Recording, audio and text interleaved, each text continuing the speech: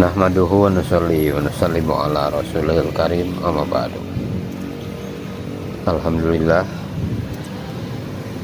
bersyukur kita kepada Allah subhanahu wa ta'ala, karena dengan rahmatnya kita dapat senantiasa berada di jalan yang diridhoi oleh Allah subhanahu wa ta'ala. Bersyukur kita kepada Allah subhanahu wa ta'ala. Bersyukur artinya berterima kasih kepada Allah subhanahu wa ta'ala, karena dengan berterima kasih kepada Allah subhanahu wa ta'ala, maka Allah subhanahu wa ta'ala akan menambah nikmat yang Allah subhanahu wa ta'ala berikan kepada kita. Wa may yashkur fa innama yashkuru li nafsih. Barang siapa yang bersyukur, maka dia bersyukur atas dirinya sendiri. Dan barang siapa yang dia bersyukur, maka Allah subhanahu wa ta'ala akan tambahkan nikmat itu. La in syakartum la azidannakum. Maka kita berusaha dalam kehidupan kita menjadi orang-orang yang senantiasa bersyukur kepada Allah subhanahu wa ta'ala, bersyukur kepada Allah subhanahu wa ta'ala, dan bersyukur juga kepada manusia. Ini adalah akhlak yang mulia. Bagaimana akhlak kepada Allah subhanahu wa ta'ala kita tunjukkan, dan bagaimana akhlak kepada manusia kita tunaikan. Qala Rasulullah sallallahu alaihi wasallam, ma la yashkurin nas la yashkurillah. Barang siapa yang tidak bersyukur, barang siapa yang tidak berterima kasih kepada manusia, maka ia tidak akan bersyukur kepada Allah subhanahu wa ta'ala. Rasulullah sallallahu alaihi wasallam bersabda, barang siapa yang menerima suatu kebaikan, lalu ia mengatakan kepada orang yang memberi kebaikan itu dengan mengatakan jazakallahu khaira, semoga Allah subhanahu wa ta'ala memberimu pahala yang lebih baik, maka sungguh ia telah menyampaikan sebaik-baik pujian dengan ucapannya itu.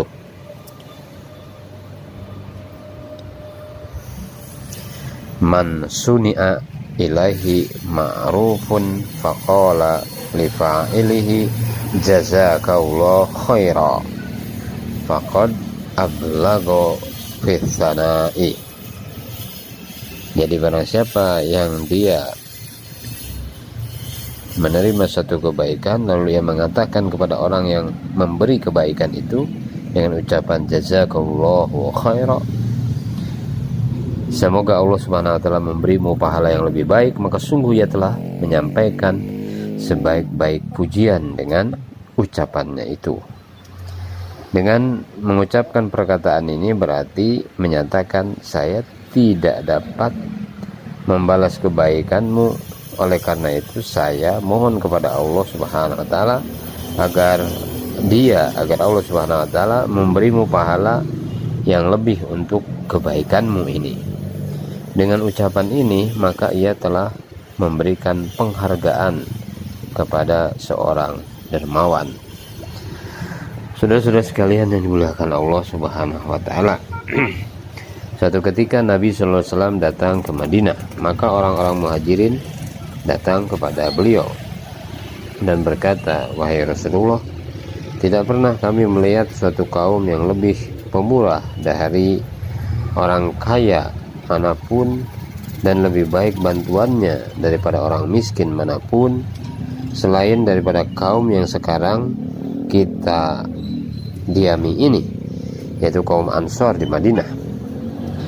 Sungguh mereka telah mengambil tanggung jawab dalam keperluan khidmat kami dengan menyediakan rumah-rumah, kebun kurma dan sebagainya, dan mereka telah menyertakan kami dalam pembagian hasil kebun kurma mereka.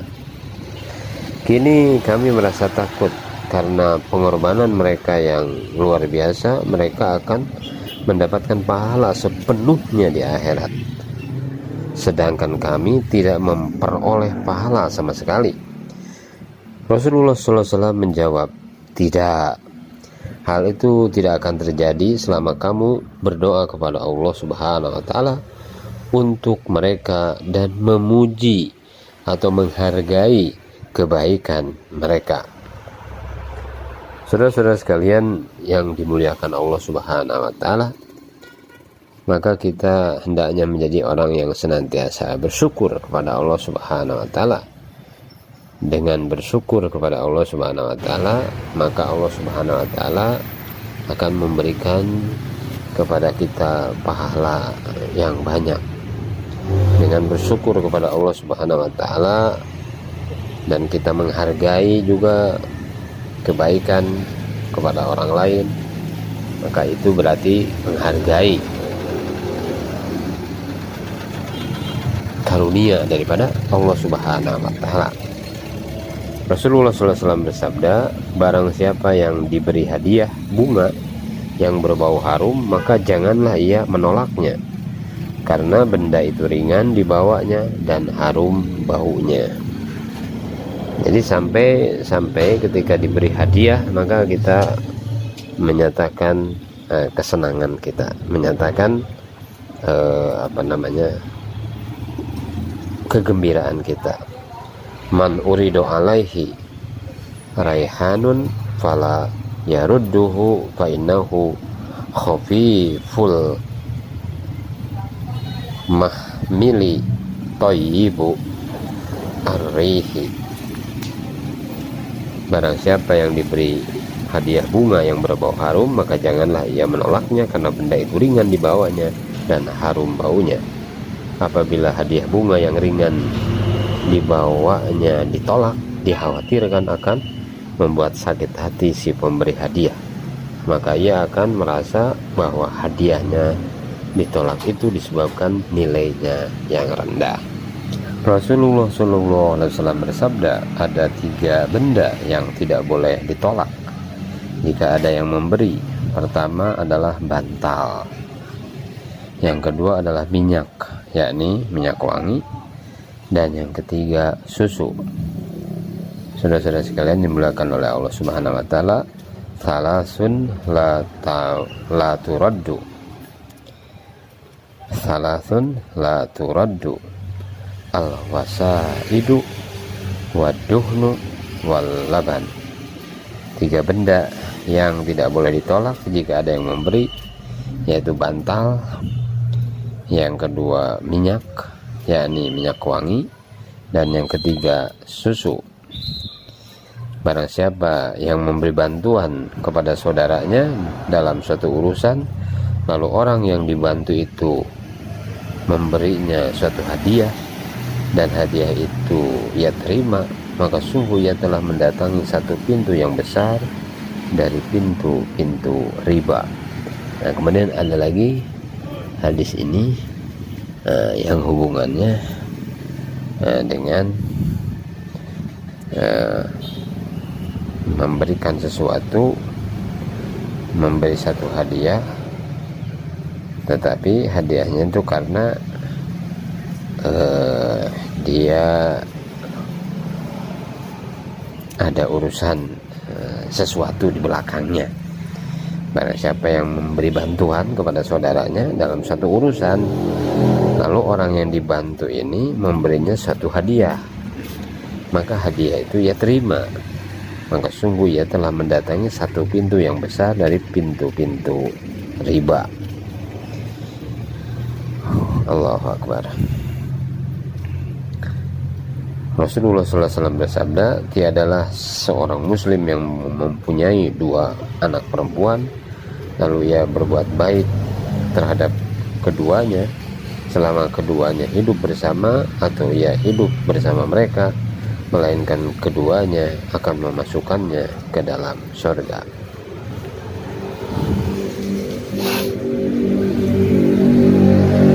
Nah, ini kembali kita bicara mengenai tentang berbuat baik, tentang menunaikan hak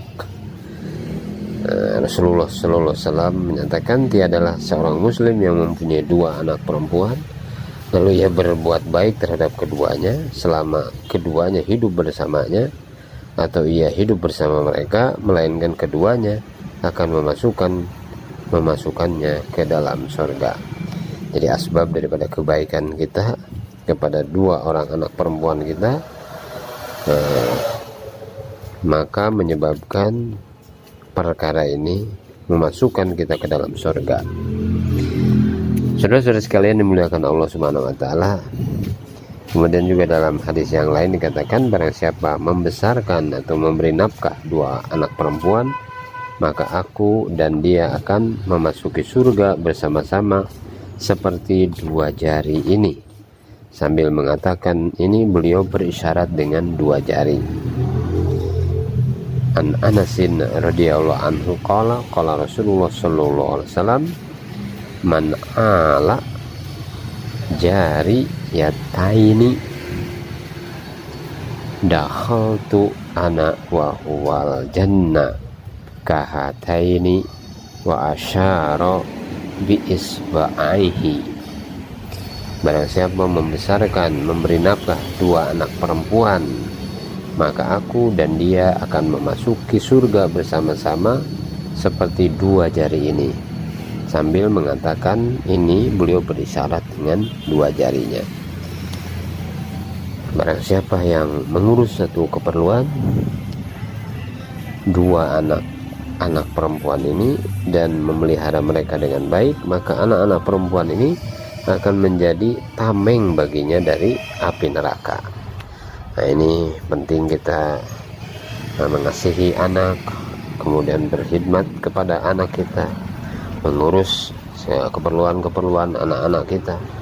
Barang siapa mengurus satu keperluan dari anak-anak perempuan, qala Rasulullah sallallahu alaihi wasallam, man yali min hadhil banat syai'an fa ahsana ilaihinna kunna lahu.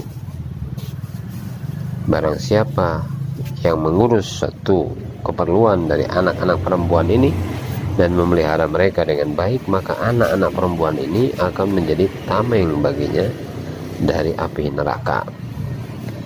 Kemudian dikatakan dalam hadis yang lain, barang siapa yang mempunyai 3 anak perempuan atau 3 orang saudara perempuan atau 2 orang anak perempuan atau 2 orang saudara perempuan, lalu ia memelihara mereka dengan baik dan takut kepada Allah Subhanahu wa taala mengenai kewajibannya kepada mereka, maka baginya surga.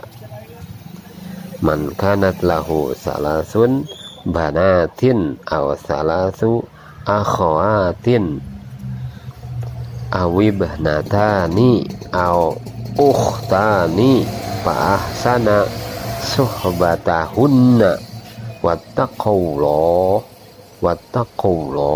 fihinna falahul jannah. Barang siapa yang mempunyai 3 anak perempuan atau 3 orang saudara perempuan atau 2 orang anak perempuan atau 2 orang saudara perempuan, lalu ia memelihara mereka dengan baik dan takut kepada Allah mengenai kewajibannya kepada mereka, maka baginya surga. Saudara-saudara sekalian yang dimuliakan Allah Subhanahu wa taala, Rasulullah sallallahu alaihi wasallam juga bersabda, tiada pemberian seorang ayah pada anaknya yang lebih baik, lebih utama daripada pendidikan akhlak yang baik. Tiada pemberian seorang ayah pada anaknya yang lebih baik, lebih utama daripada pendidikan adab, pendidikan akhlak yang baik. Oleh karena itu, ini bagaimana peran kita sebagai orang tua kepada anak, bagaimana memelihara mereka, menyayangi mereka, memelihara mereka, mendidik mereka. Nah, seandainya kita diberi oleh Allah Subhanahu wa taala keinginan untuk mendidik mereka dengan akhlak yang baik, maka ini adalah satu pemberian yang paling utama, yaitu adab akhlak yang baik.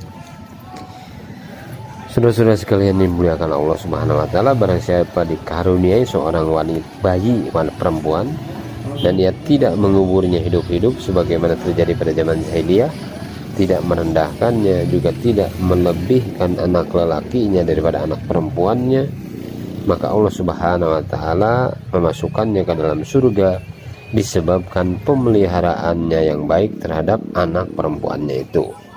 Nah, inilah pentingnya kita mendidik anak kita, membesarkan anak kita, menyayangi anak perempuan kita. Barang siapa dikaruniai seorang bayi perempuan dan tidak menguburnya, man wulidat lahu ulsa falam yaid ha walam yuhin ha walam yu'thir. Barang siapa yang dikaruniai seorang anak perempuan dan ia tidak menguburnya hidup-hidup sebagai yang terjadi pada zaman jahiliyah, tidak merendahkannya, juga tidak melebihkan anak lelakinya daripada anak perempuannya, maka Allah Subhanahu wa taala memasukkannya ke dalam surga disebabkan pemeliharaannya yang baik terhadap anak perempuan itu. Saudara-saudara sekalian yang dimuliakan Allah Subhanahu wa taala,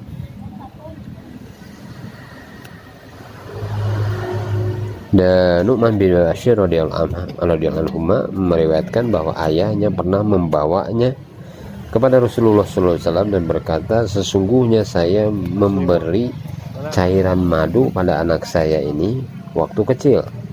Rasulullah SAW bertanya, apakah semua anakmu kamu berikan cairan madu yang sama seperti anakmu yang ini? Maka ayahku menjawab, tidak, hanya anak yang paling saya sayangi yang saya beri banyak madu. Maka Rasulullah SAW bersabda, bawalah ia kembali, bawalah ia kembali. Seharusnya kamu berikan yang sama kepada anak-anakmu. Jadi dia melebihkan seorang anak yang satu ini daripada anak yang lain. Maka Rasulullah SAW menyatakan bawalah ia kembali cairan madu, ya. Rasulullah SAW, sesungguhnya saya memberi cairan madu pada anak saya ini waktu kecil. Rasulullah bertanya, apakah semua anakmu kamu berikan cairan madu yang sama seperti anakmu yang ini? Maka ayahku menjawab, ayah Nu'man bin Bashir menjawab, tidak, hanya anak yang paling saya sayangi saja yang saya beri banyak madu. Maka Rasulullah SAW bersabda, bawalah ia kembali, katanya. Jadi seharusnya kamu berikan yang sama juga kepada anak-anakmu. Anak-anakmu yang lain juga harus diberi madu juga sama. Jadi kita harus memperlakukan anak-anak itu sama, memperlakukan anak-anak dengan adil juga, memperlakukan mereka dengan adil. Tidak ada yang satu disayangi dan satu yang tidak disayangi, yang satu diperhatikan yang lain tidak diperhatikan, tidak demikian. Tapi kita harus menyayangi mereka, memperlakukan mereka, mendidik mereka dengan perlakuan yang sama. Kasih sayang kita kepada mereka, kepada anak-anak kita. Barang siapa yang dikaruniai seorang bayi, maka hendaklah ia memberinya nama yang baik.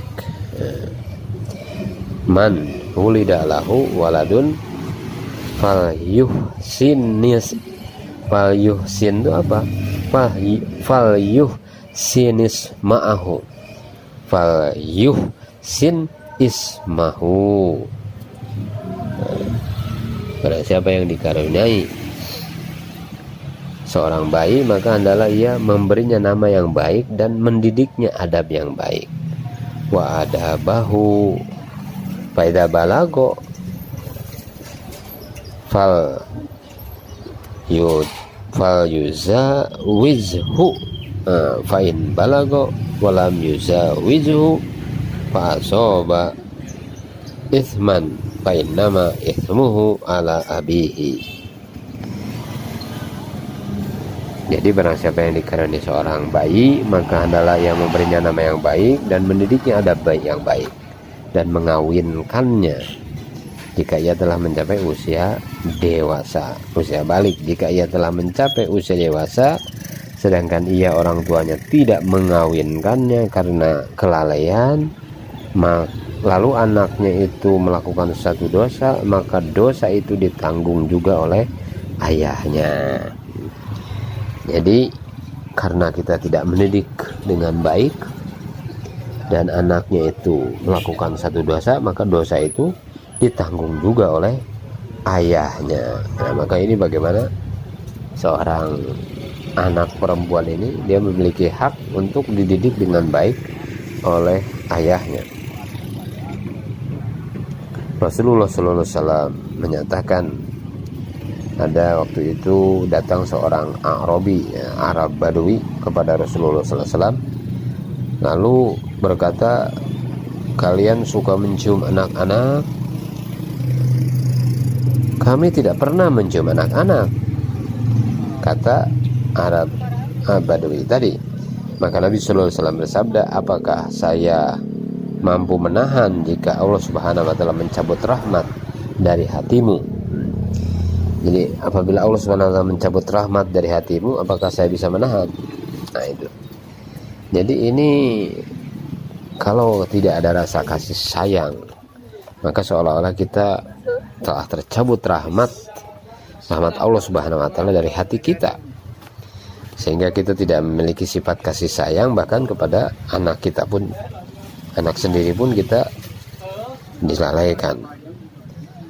Saudara-saudara sekalian, kemudian saya hubungkan dengan bagaimana sikap kita juga kepada saudara-saudara muslim kita yang lain, terutama dalam saling memberikan hadiah.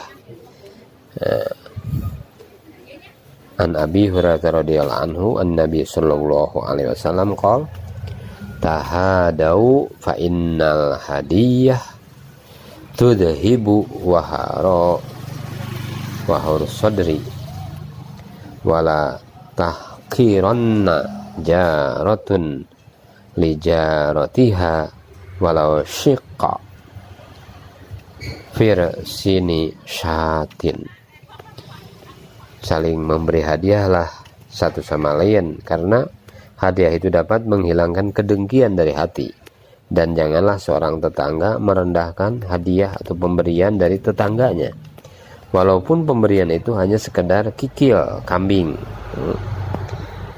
Dan janganlah seorang tetangga merendahkan hadiah atau pemberian dari tetangganya, walaupun pemberian itu hanya sekedar kikil kambing. Janganlah seorang dari kalian merendahkan satu amal kebaikan sekecil apapun. Jadi ini penting kita jangan sampai kita merendahkan kebaikan orang lain walaupun sedikit, walaupun sekecil apapun kebaikan daripada orang lain, maka kita hargai. Jika tidak mendapati amal kebaikan yang lain, maka hendaklah ia menjumpai saudaranya dengan wajah ceria. Dan jika kamu membeli daging atau memasaknya dengan disayur, maka perbanyaklah kuahnya dan berilah tetanggamu sebagian dari kuah daging itu.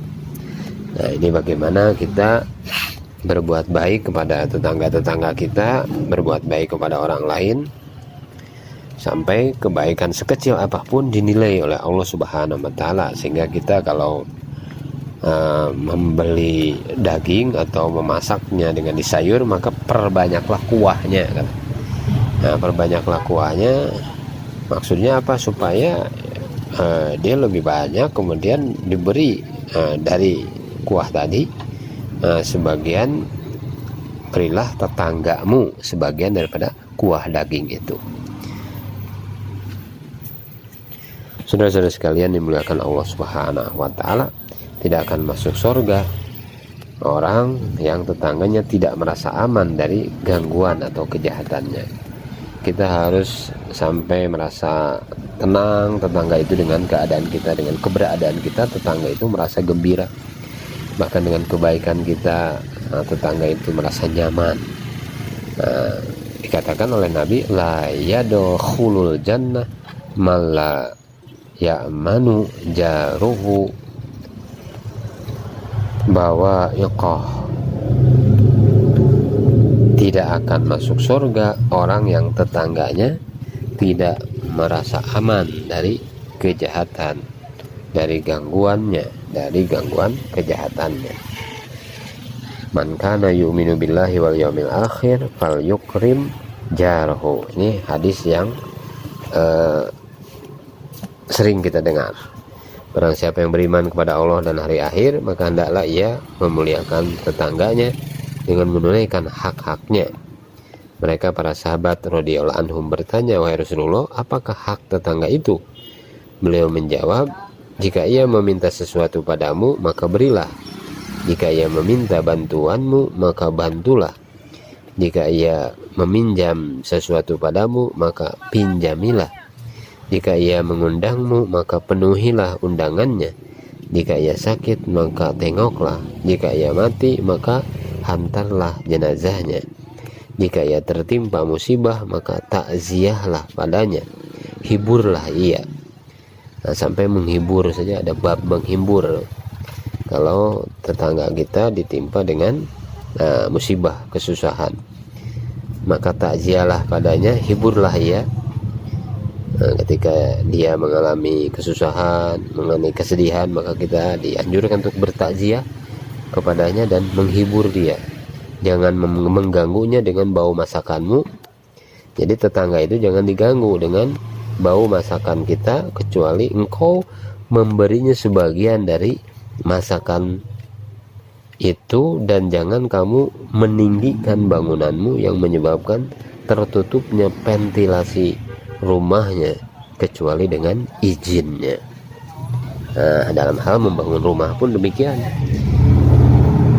Jadi kebaikan sekecil apapun akan dinilai oleh Allah Subhanahu wa taala, dan keburukan sekecil apapun akan dinilai oleh Allah Subhanahu wa taala, akan dilihat oleh Allah Subhanahu. Jangan sampai sekecil apapun kita membuat tetangga merasa tidak nyaman. Bahkan dinyatakan kalau seandainya kita makan kenyang sementara tetangga dalam keadaan susah, dalam keadaan kelaparan, apa yang dikatakan oleh Nabi? Qala Rasulullah sallallahu alaihi wasallam, laisal mu'minu alladhi yashba'u wa jaruhu ja'iun. Bukanlah seorang mukmin orang yang makan kenyang sedangkan tetangga sebelahnya kelaparan. Jadi tidak dikatakan sebagai seorang mukmin. Jadi orang yang dia makan kenyang sedangkan tetangganya sebelahnya kelaparan. Kita dalam keadaan kita memiliki makanan yang enak, minuman yang enak, kemudian diberi kelebihan oleh Allah Subhanahu wa taala, kadang-kadang kita sering tidak mau merasakan bahkan penderitaan, kesusahan daripada orang lain. Maka dikatakan oleh Nabi, bukan orang yang mukmin katanya kalau memiliki sifat yang demikian. Wahai Rasulullah, si Fulanah ini seorang wanita terkenal, banyak melakukan sholat, puasa, dan sedekah. Akan tetapi ia sering menyakiti tetangga-tetangganya dengan lidahnya. Rasulullah SAW bersabda, ia berada di dalam neraka. Kemudian orang itu berkata lagi, wahai Rasulullah, si Fulanah seorang wanita terkenal bahwa ia sedikit puasa, sedikit sedekah, dan sholatnya. Ia pernah bersedekah keju sedikit, tetapi ia tidak pernah menyakiti tetangga-tetangganya dengan lidahnya. Maka Rasulullah SAW bersabda, ia akan berada di dalam sorga. Nah, inilah bagaimana penghargaan daripada baginda Nabi SAW kepada orang yang dia amalannya sedikit, tetapi dia lidahnya itu tidak pernah menyakiti tetangganya. Maka Rasulullah SAW mengatakan ia berada di dalam surga. Rasulullah SAW bersabda, siapakah yang mau mengambil dariku beberapa kalimat lalu ia mengamalkannya atau mengajarkannya kepada orang yang mau mengamalkannya. Nah, di dalam hadis ini Abu Hurairah radhiyallahu anhu berkata, "Saya mau wahai Rasulullah." Maka Rasulullah sallallahu alaihi wasallam memegang tanganku, kata Abu Hurairah, dan menghitung 5 perkara dan bersabda, pertama, takutlah akan perkara-perkara yang haram, niscaya engkau akan menjadi sebaik-baik ahli ibadah. Kemudian yang kedua, ridholah dengan apa yang Allah berikan kepadamu, niscaya engkau akan menjadi orang yang paling kaya. Kita harus rela dengan apa yang Allah berikan kepada kita, sehingga kita menjadi orang yang paling kaya. Kemudian yang ketiga, berbuat baiklah kepada tetanggamu, niscaya engkau akan menjadi seorang mukmin yang sebenarnya. Berbuat baiklah kepada tetanggamu, niscaya engkau akan menjadi seorang mukmin yang sebenarnya. Kemudian yang keempat, senangkanlah orang lain apa yang engkau senangi untuk dirimu sendiri, niscaya engkau akan menjadi seorang muslim yang sebenarnya. Kemudian yang kelima, janganlah banyak tertawa, karena banyak tertawa itu akan mematikan hati. Yang kemudian yang terakhir, nasihat yang terakhir dari baginda Nabi sallallahu alaihi wasallam, jangan banyak tertawa, karena banyak tertawa itu akan mematikan hati. Saudara-saudara sekalian yang dimuliakan oleh Allah Subhanahu wa taala, wahai Rasulullah, bagaimana aku dapat mengetahui kalau aku berbuat baik dan kalau aku berbuat buruk? Dan seseorang bertanya kepada Nabi Shallallahu Alaihi Wasallam, maka Nabi Shallallahu Alaihi Wasallam menjawab, apabila engkau mendengar tetanggamu mengatakan bahwa kamu telah berbuat baik, maka sungguh engkau telah berbuat baik. Dan apabila engkau mendengar mereka mengatakan bahwa engkau telah berbuat buruk, maka sungguh engkau telah berbuat buruk. Idza sami'ata jironaka yaquluna qad ahsanta faqad ahsanta, wa idza sami'tahum yaquluna qad asata faqad asata. Apabila engkau mendengar tetanggamu mengatakan bahwa kamu telah berbuat baik, maka sungguh engkau telah berbuat baik. Dan apabila engkau mendengar mereka mengatakan bahwa engkau telah berbuat buruk, maka sungguh engkau telah berbuat buruk. Jadi kebaikan dan keburukan kita bisa diperlihatkan dari bagaimana sikap dan perkataan daripada tetangga kita. Jadi kalau tanya kepada tetangga bagaimana mengenai dia, oh baik orangnya, dia orangnya peramah, dia orangnya murah hati, dia orangnya pemaaf dan sebagainya, dia orangnya dermawan dan sebagainya. Itu kita tanya kepada tetangga tentang kebaikan daripada orang tersebut. Apabila tetangga-tetangga menyebutkan malah keburukan-keburukan, maka berarti memang dia orang yang buruk di dalam sikap dan akhlaknya. Saudara-saudara sekalian yang dimuliakan Allah Subhanahu wa taala, maka ini penting bagi kita untuk senantiasa berpikir bagaimana meningkatkan ilmu, meningkatkan iman kita, meningkatkan ilmu kita dan amal-amal kita, dan memperbaiki imaniyah, ibadah, muamalah dan muasyarah kita.